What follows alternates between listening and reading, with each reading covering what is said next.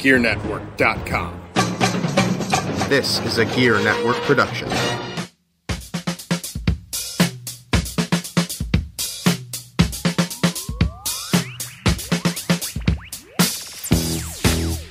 Coming to you live from Rochester, New York, this is the FTW Podcast with John Cimino and Brandon Gorell. And now, here's John. And hello, everybody. Welcome to the FTW Podcast here on the Gear Radio Network, coming to you from Studio A and from Studio B. That's right. We're doing a little bit of a different thing here, Brandon. Combined studios. Yes, combined studios indeed, and testing out, I guess, the modern spectrum internet speeds, whatever. Who cares? I don't know. I remember doing this in our earlier seasons, and it didn't really work out very well, but I have confidence now. You have the confidence? I have. But we both have more better internet connections, so that's a good start. Yes. We also both have better households too. But anyways, this podcast has it's gonna be a fun one. We're brought to you by ShopGear.com, our Amazon affiliate. If you go to if you type in ShopGear.com, it will take you right to Amazon. Or if you want, you could do it the old school way. Go to GearNetwork.com/Amazon and click away. It goes right to your account, and we get a commission off of some of your purchases, and it does help us, and certainly my freshly and awesomely depleted household. Anyways, Brandon, what is up with you, my man? How goes it? It's going. Oh, is that another Cooper Kupp touchdown? We are. It most certainly is. We are presently recording on during Thursday Night Football, and you know, a few weeks ago when we talked fantasy football. What? Dude, that was a beautiful throw by Jared Goff. It was between two defenders. Really? In the back corner of the end zone, right to Cooper Kupp. Let's just continue with that. Sorry. That was a big interruption because it was it's my fantasy football team. It's all Cooper good. Yeah, Kupp. That's kind of where I was going with this, is the aforementioned fantasy football team. The all-white team? The all-white team. And I, narrowly escaped the all-white team last week myself, and I had a significantly better team. Yeah. But I narrowly escaped that one. But whomever you are, it's not going to happen this week. Who are you playing this week again? My Dicka in a box. It's Steve Cruz, my Christmas buddy, the one who loves Christmas. Well, Christmas came early because Cooper Kupp has 33.8 points in the second quarter. Oh, Jesus Christ! In the second quarter, 33.8. Cooper Kupp. You don't have him in ESPN, do you? No, I don't. Okay, good, because we're playing in ESPN. Yeah, I know we are. So, okay. No, I didn't get to draft him. I was about to, and somebody else grabbed him first. Oh, all right. Well, certainly wasn't Mr. Qua, but who's winless again? Who's winless this year? It's interesting to see. I kind of. I think Huber's got him. Yeah, Huber's got him and Gurley. Oh boy, so he's already got 43 points for the day. Oh, Jesus Christ. Well, I guess I'm glad I'm not playing Huber right now. But anyways, we are here in both studios, recording in both studios. And ladies and gentlemen, week 4 is now upon us. Upon the completion of the Monday night game, the first quarter of the NFL season will be done. And the biggest story, I want to say thankfully, because the last 2 years was about the stupid national anthem thing. But the biggest story, Brandon, is the roughing the passer call. It has reared its ugly head again. The Monday night game with the Steelers and the Bucks, there was just, I personally felt like there was just so many of them in there. And there's a few times where, I mean, even Roethlisberger kind of was like, okay, And you had Witten making some interesting comments, but he was kind of, it's like, and it goes back to the Clay Matthews, roughing the passer calls and in weeks 2 and 3. How does one play defense when it comes to this call? I don't get. I don't understand. I don't understand football anymore. I feel like, Brandon, and it's frustrating me. Well, not only that, I mean, you had a guy tear his ACL because he was trying not to put all his weight on a player for a sack to get a penalty, and he ended up losing his season. I think this, again, there's just this need for scoring, this belief that defense isn't enjoyable to watch. We started with the basically handcuffing of defensive backs. Defensive backs, I mean, you can't even look at a player half the time, and it's either 5 yards for a holding or illegal contact, or it's a spot foul. So you've got the defensive backs are now, are already strapped with their, one hand tied behind their back, trying out there to cover these world-class receivers that are just way bigger and way faster than some of these corners. And now you've got defensive ends and linebackers and defensive tackles now have to be super gentle and cautious with what they do when they come in and sack a quarterback, or are going to hit the quarterback as he's releasing the ball. I mean, what they're asking is just, it's like Matrix shit, man. They're supposed to be bending over backwards to dodge bullets in the Matrix. It's bananas. I mean, how can you sit here and the speed of that game and look at Clay Matthews make a sack and make a judgment that he put all or most of his body weight on a person in an attempt to drive them into the ground? I don't know how you can make a definitive call like that.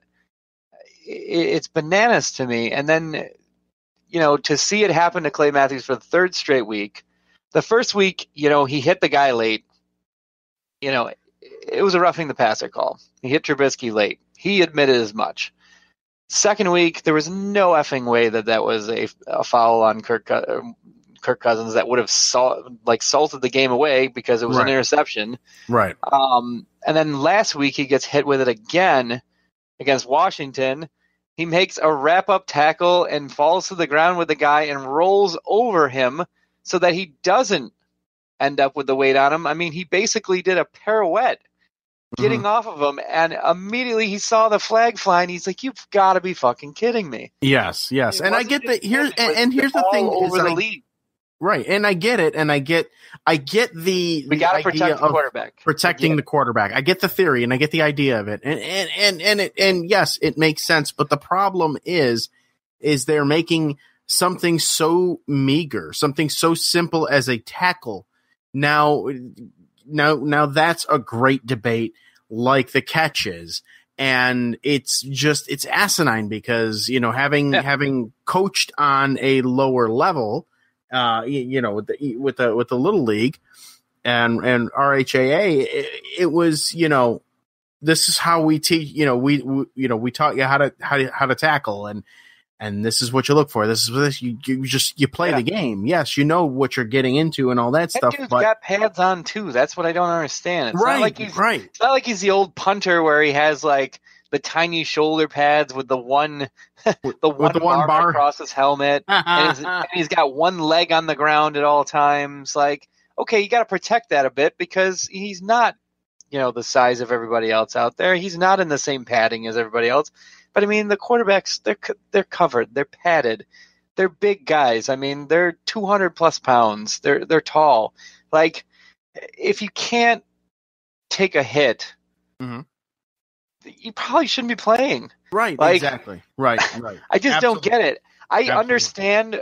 The hit by Anthony Barr on Rodgers last year was late. He picked him up and he drove him into the ground. That should be a personal foul. That should be a penalty. But when you make a sack and you fall on the guy, that should not be a penalty. No, it shouldn't. I'm sorry. It's not. just bananas. It is bananas. For a guy, what was he supposed to do? Tackle him with his one arm? Have you seen guys like Cam Newton or Russell Wilson or even Dak Prescott? You try to go with a one-arm tackle on those guys, they're going to shimmy away from you and they're going to take off for 15 yards. Right. They're going to run up the middle. Right. Those guys are not small guys. Cam Newton's not a small guy. No, he's not. Despite the fact that his wardrobe makes him look like grandmama, Yeah. You can't tell me that, it's good for business to say, okay, well, you can't hit the quarterback high, you can't hit him low, and also if you do hit him in the midsection, you got to make sure that you let up as you go towards the ground and roll away from him as he's falling, because if you fall on him, you're going to get a penalty for that too. Like, what can these guys do? It's like a Cirque du Soleil act when you're trying to make a sack. Yeah, it's tough, and it takes away from the game. And it goes kind of back to a few years ago when they were talking about one of the biggest reasons that the NFL's dip in the ratings is because of the game takes too long and this and that and this and that. So they condense commercials into this or whatever they do, and but there's no real difference in time delay with the shifting the commercials a little bit or whatever, because now there's so many flags being thrown. There's so many more flags being thrown that it's really taking away from the watching experience. Yeah. And that just irritates the hell out of me just watching as a fan. I can't imagine how it would be as an actual player that has to deal with that, but I don't know. Yeah, there's too many rules. There's too many bullet points to each rule that is section 1A, 1B, 1C, 1D. There's 7 different connections to one rule, and it's like the catch rule is bananas. I was having an argument with a friend of mine the other night when I was watching the Browns and Jets game. You can't advance a fumble if you're the offensive team inside of 2 minutes. Why is that even a rule? Why? How many times in the history of ever does it happen where a guy fumbles at the 1 yard line as his time is running out and he picks up his own fumble and runs into the end zone? Mm-hmm. It doesn't happen. It happens in a minuscule amount at best. And they decided, well, we got to have a rule for that. And the same thing with it'll prevent, teams from automatically doing false starts or, jumping off sides to stop the clock. It's okay, well, you jumped off sides to stop the clock. Great. But you also moved that other team 5 yards further. So if you do it again, they've automatically got a first down. And what did you save? You saved a couple of seconds, and now you lost a whole bunch because now they have a first down. Mm-hmm. And they can just take a knee. Right. Take a knee, run on the clock. I don't understand this whole idea. There's so many asinine rules in the NFL, and they just keep adding to them. The competition committee gets together, and you never hear about, hey, we're going to get rid of this rule. No, they always add rules. Right. There's too many as it is. Stop making more rules. Let's start trimming rules. Right. Well, they won't do that now because of the, again, it's the whole player safety. But with the NFL, what the NFL is, and they did it with the patriotism. Ooh. They're doing it with everything. When it comes to whatever the cause is for the NFL, they overdo it.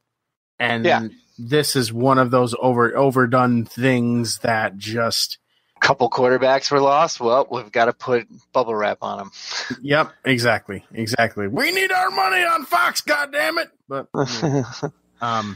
so I think it's Thursday Night Football. Thursday Night Football's on Fox for 5 years, ladies and gentlemen. All right. Mm-hmm. So Brandon, let's talk about something that we don't really get to talk about often. And that is, Brandon, the Cleveland Browns have won a goddamn game. Yeah. They have won. They defeated, of course, my New York Jets. But whatever, it's kind of the jetsiest move that they could do right now. But that ends sort of. I think it was a 4 or 5 game win streak that the Jets had against the Browns. So, well, congratulations, Cleveland. But the Baker Mayfield era is on. You're not salty at all. I'm not salty at all. No, I'm not salty. Not in the least. All fine.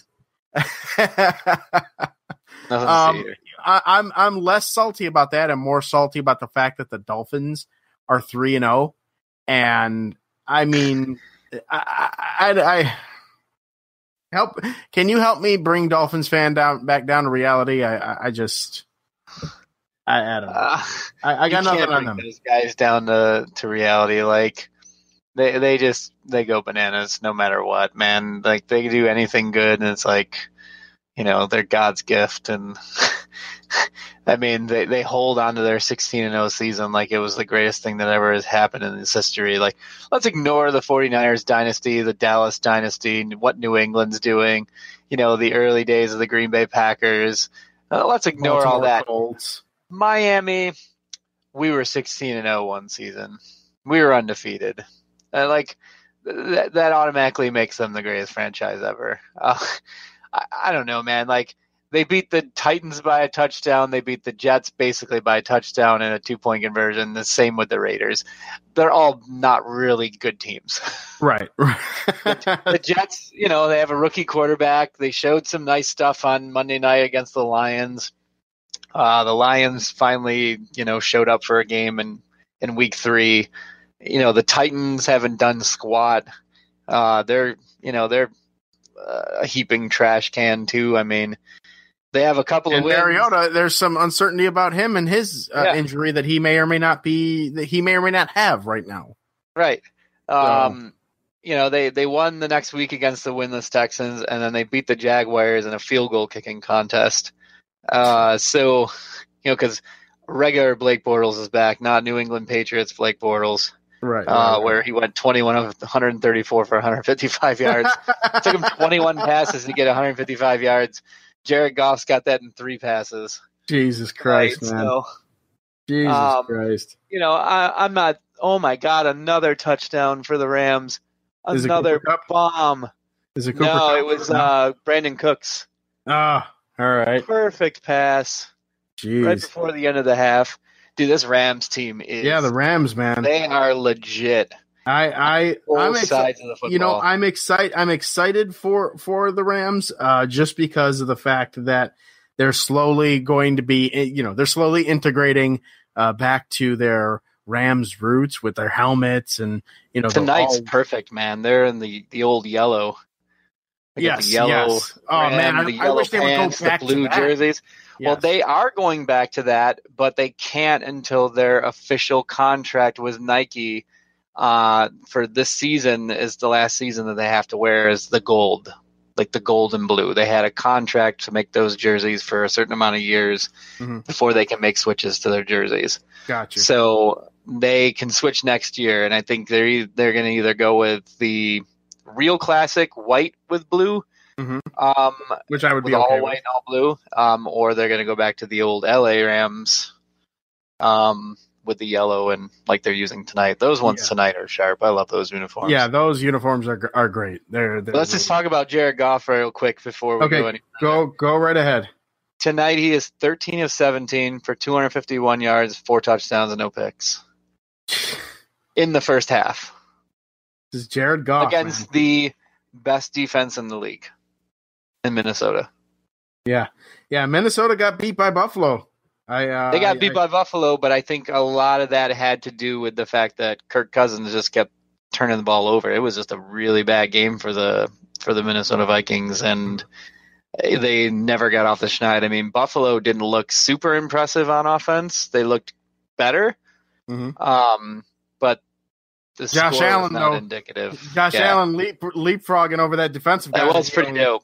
He owned. I was watching that, and I was like, guy. "Whoa!" That particular guy in defense, I can't remember who it was. It's Matt Barr. Oh, it was okay. Yeah, he owned him. He owned him. Josh Allen owned him that game. Yeah. Couldn't make it. He couldn't make a sag, and then he leapfrogs over him. And I was laying in bed because it was just after we came from our camping trip. Yeah, and I'm laying in bed and I'm watching, and I'm like nearly asleep, and then I see that play, and I jumped out of my bed. I was like, "Whoa!" He cleared him. It was great. Yeah. So be excited, Bills fans, until Sunday when you lose to the Packers. But the reason I wanted to bring up Jared Goff, though, is because this idiot Barnwell on ESPN wrote an article today, and they're talking that Jared Goff would be the perfect guinea pig for this. How a team could trade its young QB starter and thrive. Meaning, if they get rid of him before his rookie contract is up and not re-sign him to a lucrative deal, to have money to spend on other players, and they let Jared Goff go somewhere else. They trade Jared Goff somewhere else, or they let him go in free agency, and then their hope is that they can trade him, get some good draft picks, draft a new quarterback, and he turns out to be just as good. I think that is the most asinine thing you can do, especially when you're talking about the most important position in football right now is quarterback. And you're going to tell me that, hey, Jared Goff is playing unbelievable football. He's really cheap right now, but because he's cheap, you were able to get Aaron Donald and Todd Gurley re-signed, plus grab Ndamukong Suh, Aqib Talib, Brandon Cooks, and Marcus Peters. That's great, but that doesn't do you a hill of shit if you have a shit quarterback. Right. The reason they're successful is because Jared Goff is a good quarterback right now. And you just don't franchise quarterbacks are few and far between. If you have one, you keep them. You don't roll the dice and hope that you get a second one or a third one. I just couldn't believe it. I pulled this up today, and I was in the middle of a release, and I'm like, well, let me surf the internet for a bit. I don't feel like getting up and doing anything. And the first article comes up, and it's got the case for cheap quarterbacks. And I was like, how Jared Goff could be the perfect guinea pig. I was like, what? I started reading. I'm like, this is dumb. This is really dumb. Like, the Chiefs signed Sammy Watkins with the money they saved by replacing Alex Smith with Patrick Mahomes. Great. Patrick Mahomes is doing great. What are you going to do when his rookie contract's up? You going to let him go? I just don't understand where this guy was going. But then again, Bill Barnwell works for ESPN. ESPN isn't filled with the brightest and best minds, I guess. Yeah, that strikes me as a click on me, ESPN Extra. Oh, it wasn't extra. Was it an extra? No, that's a legit article. It was the head article that was on there earlier. It's a full article, man. You can read it right now. Yeah, maybe I'll read it. Maybe I'll read it a little later. But yeah, anyways, back to the original point. Dolphins suck. Dolphins, yeah. Thank you. All right. Brandon, your boy Aaron Rodgers, to get in a limited practice. Well, I'm reading notes from earlier today. So, according to earlier today, he had a limited practice. Let me scroll up a little later to see if he got a practice. But practice all around. But is that foot going to be a problem for him as he plays the Bills? Or his knee, yes. It's going to be a problem until it's healed. You're the one with the foot issue. Yeah, I'm the one with a foot injury. No, he's going to have this problem going on through the rest of the season until it heals. I don't even think a bye week's going to help. So it kind of sucks because it happened the first freaking week. It seems like every year something nagging and freakish happens to Rodgers, and he has to play through it. You remember the calf injury he had? He had a torn calf muscle he had played a bunch of games with. The other season he had come back from the broken clavicle and, finished out and went to the playoffs. Last year it didn't work out as well for him with the broken collarbone again. Now he's got the knee, and the knee is going to be hampering him for the rest of the season.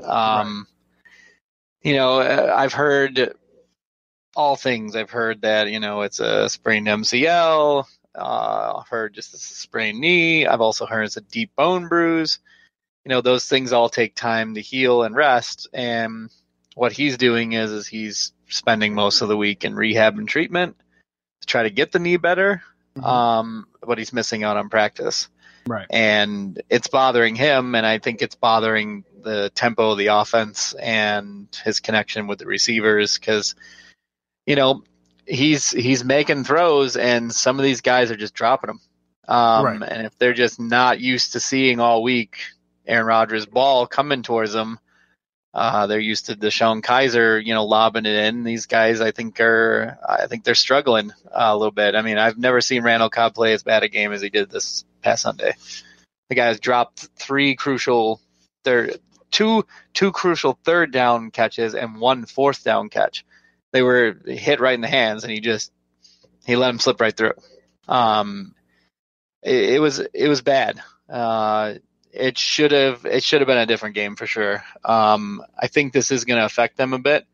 I think as the season goes on, I'm hopeful that he's going to get more healthy. The line seems to be holding up pretty well.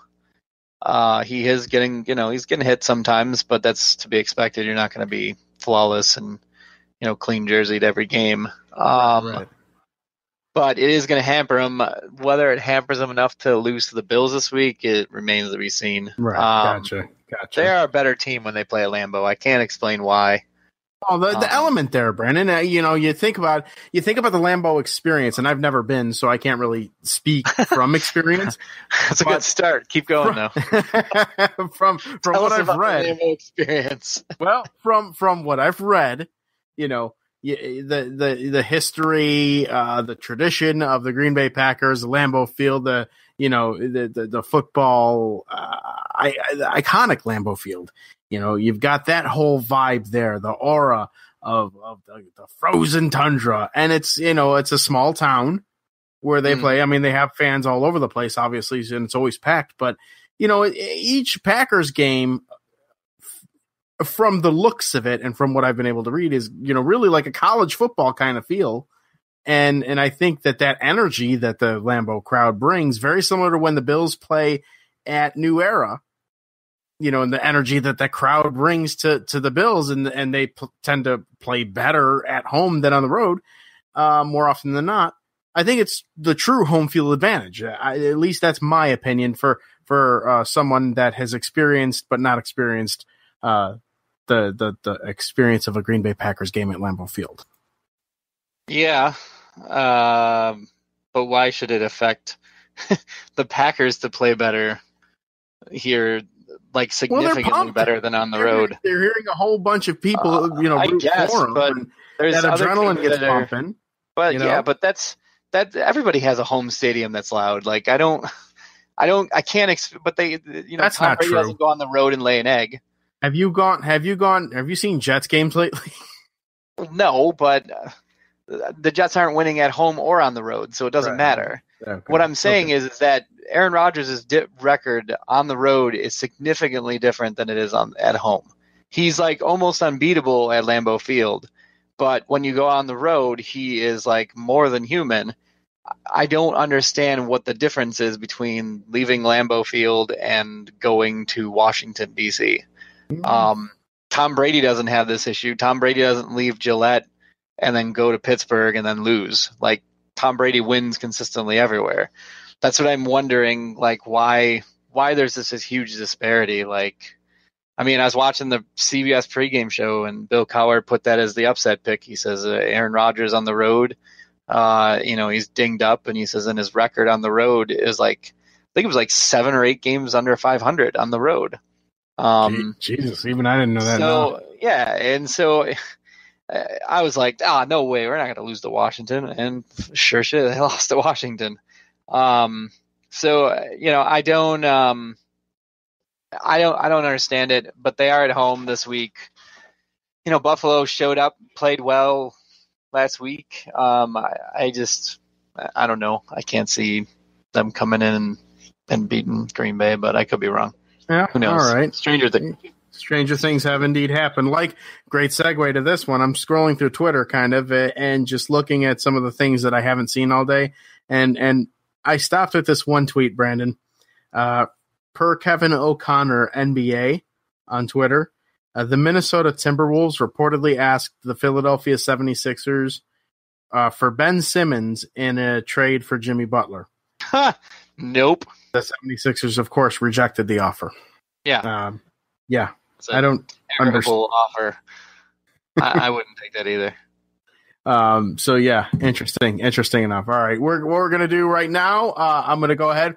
I can still do the Amazon promo. So I'm going to do an Amazon promo real quick, and then we're going to just go right into our picks. But Brandon, I have run out of pre-workout formula, and that might be my motivation. That might be the thing I'm lacking from the gym. So what I'm going to do, besides not going, right? Yes. Man, but, if I only had this pre-workout, it might make me put my keys in the car and drive to the gym. Well, you know what? We're going to try because I just ordered during our conversation off of shopgear.com Performance Ion version 2X multi-phase pre-workout. It's unrelenting energy, enhanced muscle endurance, clinically dosed, transparent labeling, 35 servings, cherry lime slush, baby. $34.19. It's delicious and no calories, and it is it will get you, it will pump you up, or in my case, slim my beer drinking fat ass down from the summer that was. But anyways, shopgear.com, shopgere.com. It takes you right to your Amazon account, and you can buy that and of course a bunch of other things there. And when you do that, we get a small commission of every single purchase, and that goes a long way, baby. All right, Gear Network Pick'em time. I'm going to pick mine up. So Brandon, are you? Yes. Can I ask? Can I assume that your pick for tonight's game was LA? It was. Okay, it was mine too. So what we're gonna do is we are going to go down as we always do. I'm going to say the games. Wait, who was the champion every week last week? Shut up, Brandon. It was the champion every week. Of course, I picked the Jets. And I picked the Browns. And we had every single game picked correctly except for that one. And because I knew that Baker Mayfield was going to. It was going to happen. We win the game. We knew it was going to happen. I knew it was going to happen. We were up 14-0, and they made the quarterback switch. And I swear to God, as soon as I saw the quarterback switch happen, even though we were up 14 or whatever it was, half he zinged in there, and it was like I looked at the TV, and I looked at my daughter, and I was like, "We're gonna lose this game." Yep. They're like, she's like, "But the Jets are up," and I'm like, "Doesn't matter. I've seen this before." And sure enough, the next day, she woke up. She's like, "Did the Jets win?" I'm like, "No," and she's like, "Oh my God, why?" And I'm just like, don't leave me alone. So, all right, going down the list, Brandon. Bengals, Falcons. I have the Falcons. Okay, why do you have the Falcons? Because they're home. They're home. Yep. 1-2 versus the 2-1 Bengals. You know what? I'm picking the Bengals. I'm going to start us off. I thought you already picked the Bengals. No, I did pick them. But I'm going to stick with them because I will tell you this: if we had the same one, I was gonna choose something different because we're not gonna have every single pick last week. Like last week. I want some more fun to this. Bills, Packers. Obviously, you pick the Packers. Yep. Bears, Bucks. Buccaneers. You've got the Bucks. I do. See, I've got the Bears on this one. I don't think the Bears have enough offense. I think that the Bucks will get enough. I think that the Bears are going to struggle against teams that can actually put points on the board. But who's starting? Because I don't think their coverage is strong enough. It's going to be Fitzpatrick. You think Fitz is going to get the nod? Why would he not? He threw 3 touchdowns and 400 yards again. Like, yes, they lost. Yes, he threw 3 picks, but you don't bench Ben Roethlisberger after he throws 5. Right, true. The difference. He's thrown 3 straight 400-yard passing games, and he was that close to getting another opportunity. His defense couldn't hold it up. He had a chance to get the ball back and possibly win the game, and an epic comeback. Mm-hmm. Those guys play for him. He's not going anywhere. Right. He's got to go back to old Fitz where he goes and he throws for 127 yards and 3 interceptions and no touchdowns. Right. It's such and that's, it's crazy because Fitzpatrick is he's such a Jekyll and Hyde quarterback. He could be so good and so terrible, and it's just one extreme or the other. But games he has over 1,200 yards passing. I've got the Bears on this one purely because of the defense. I know it's a good offense versus a good defense. I'm gonna take the defense. I think Khalil Mack and his addition has really lit a fire under that defense. I do agree that the Bears are challenged offensively, but super challenged. if you can get to Fitzpatrick, I mean, he should. Again, I've seen the good and I've seen the ugly, so the ugly is bound to come, and the Bears are a good enough defense, in my opinion, to get that side there. Lions, Cowboys. Who do I have? Lions. I took the Lions as well. I'm gonna keep that one definitely. Eagles, Titans. Eagles. Both 2-1. Titans are at home. You got the Eagles? I got the Eagles, man. They got Carson Wentz. I do as well. Wentz came back last week, made it look good. He looked all right. I mean, the Eagles didn't blow him out by any stretch of the imagination. I mean, they got the victory, but they weren't like super impressive. Brandon, I've yet to see last year's Eagles team. Okay. The surprise, in my opinion, the surprise 0-3 Texans and the 1-2 Indianapolis Colts with Andrew Luck. Who you got? I got the Colts at home. You got the Colts? Andrew Luck is turning the corner. Just not seeing it with the Texans, are you? No, man. I mean, they've allowed 74 points this season on defense. They don't look great on defense. The offense is not clicking yet.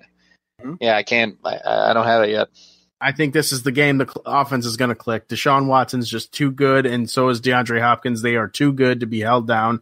They're running is whatever, but I believe in that passing game, Brandon, and I don't believe in the Colts defense. So unless Vontae Davis joins back in halftime or something, for the Colts, they just sign him at half. Whatever, I don't know. But anyways, I've got the Texans getting their first win. Dolphins, Patriots. I'm gonna jump first. I pick the Patriots. F the Dolphins. I pick the Patriots too because Dolphins can eat a dick.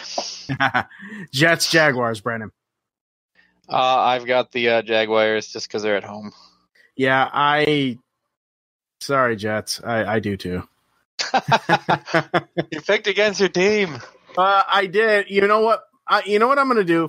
You picked the Jets against the Patriots before. I'm gonna. You know what? To hell with it. I'm gonna change it, and I'm gonna pick the Jets because we already have a number of differences, anyways, this week. Yeah.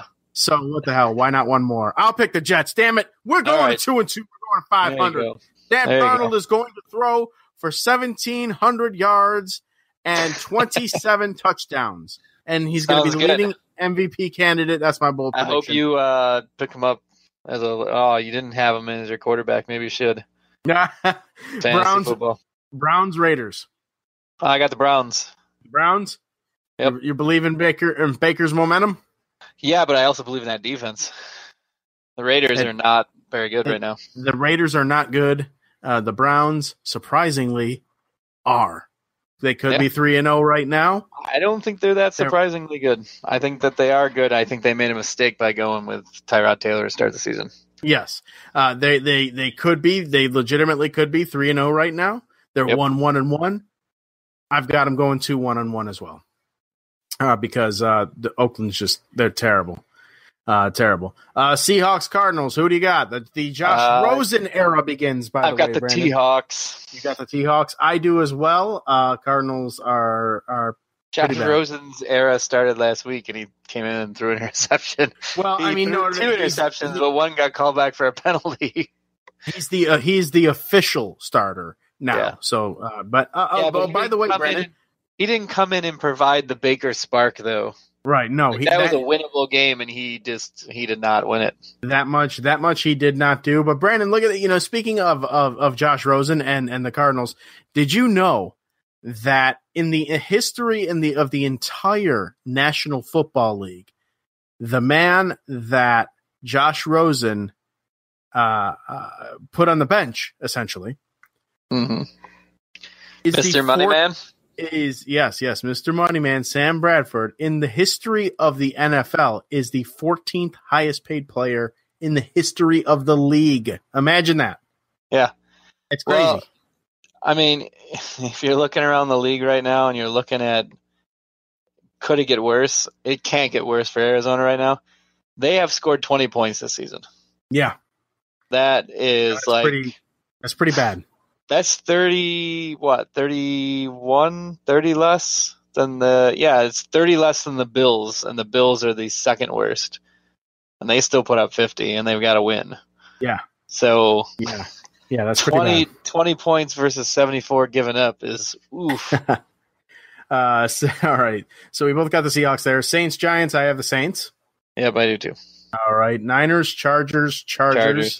Jimmy G out for the season. With Jimmy G, because I think the Chargers are like right on the cusp right now. They played Yes. well against the Rams last week. I think they are as well, but Jimmy G out for the year. Just the Niners, just a terrible luck with injuries this year.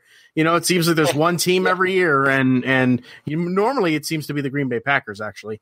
The season's still young injuries. But the Niners, man, that's bad for them. Steelers, Ravens, Brandon, who you got? I got the Ravens on the road. You got the Ravens on the road. I think their defense has been playing better. I'm taking the Steelers. I'm going off of their momentum, despite the fact that there seems to be a lot of dysfunction. Juju Smith-Schuster really showed up last game, and what's his face? The guy that replaced Le'Veon Bell. Why is his name escaping me? Running back. James Conner. James Conner, yes, the inspirational story that Monday Night Football wouldn't stop talking about. Coming back from cancer, now he's the starting running back there in Pittsburgh. It's very likely Le'Veon Bell is done. Say what? Rumblings that he may end up in Green Bay. Ooh, Le'Veon Bell? Yeah. Ooh. Oh my God! If he were to end up in Green Bay, Brandon, you would totally Randy Marsh in your house, right? Yeah. Oh yeah. And I don't mean the hot. Spooky ghosts. Yes, ectoplasm. Spooky ghosts everywhere. And finally, the Chiefs and the Broncos. Brandon, who you got? I got the Chiefs. I got the Chiefs too. Pat Mahomes. Although I think he's going to be challenged by that Broncos defense. Yes, he will be, but the guy's playing at a video game level. He's playing Madden on rookie level right now. Yeah. He's just the things he does, and I've been watching the condensed games. The things that guy does. They're allowing a lot of points, though. That concerns me. Yeah, they are. They are allowing a lot of points. They've allowed 92 points this season.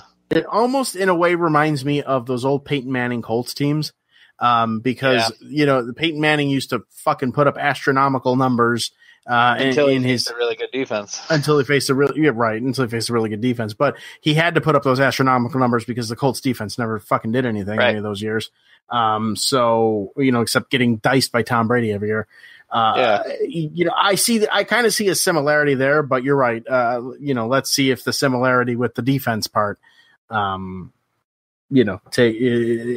the same there. Hopefully for his case, hopefully not. But I don't know. Yeah, we'll see. I mean, I would not be surprised if Denver found a way to pull it off, especially being at Mile High.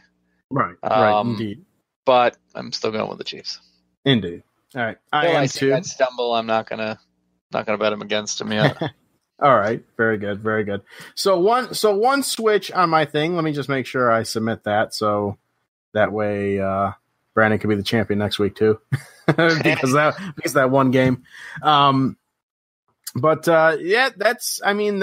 pretty much the podcast as far as today goes. Straight through, Brandon. Straight through. We did it. We did. And it's a late night. It's a late night one. It's a late night one. I tell you what, doing this with what feels like a migraine is coming on, and as well being all freaking nasally and everything. No. Yeah, so it's gonna be fun, but I'm gonna suck it up because I'm going to a wedding this weekend, and old Wheelin' Dealin' Semino is gonna be out and about, maybe doing the Mambo number 5. Who knows? Oh, good luck to you, sir. Yes, indeed. What are you up to, Brandon? What are you up to this weekend? Anything to look forward to? Oh, let's see. Yeah, I'm going to Hilton Appelfest with the kids and Carrie on Sunday. And then we're going to go out to dinner paid for by my company. Company is doing a nice little thing where, they want us to go out and celebrate a milestone that we have achieved with our product that we've put out to market. And the boss said, hey, you guys can go out and expense a dinner from anywhere from $150 to $200. Holy shit. Yeah, so we're going to go out to a nice dinner. Not sure where yet, but it'll be nice. You're going to go out and get yourself a nice steak dinner. Maybe. We might go to Delmonico's and get both. Oh, there you go. Very good. Very good. All right. Well, that's going to do it for us here on the FTW podcast. I want to thank you all for listening in. And hey, out at our quality sound being from two different studios, text all of your negative feedback, not text, tweet all of your negative feedback to at Mr. LG Perez. We will take all of your negative feedback and reply with a smile. But that's it for us. We will be back one way, shape, or form. Hopefully, I will not be as under the weather as I feel like I'm headed for, but whatever. But either way, we'll be back next week, normal time, all that stuff. Brandon, good day to you, sir. Good day to you as well, sir. So long, everybody. Good night now. Flavor Flav. Hey, you know what to do, eh? Yeah, boy! Remember to see more National Football League action next week.